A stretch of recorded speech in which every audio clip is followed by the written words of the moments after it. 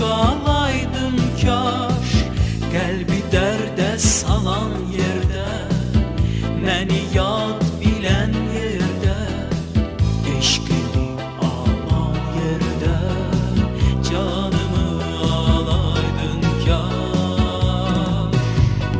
Giley dolu sözlərimi ürəyim kaş biləydi, qan ağlayan gözlərimi əllərim kaş siləydi.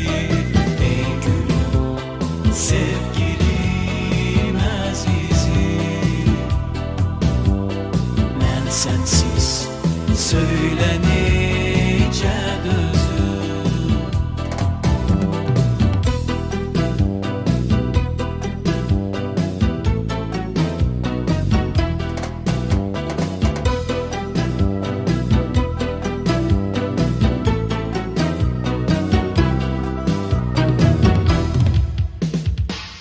Qurban olum gülüm sənə, dönüb sən aya günə, tək xat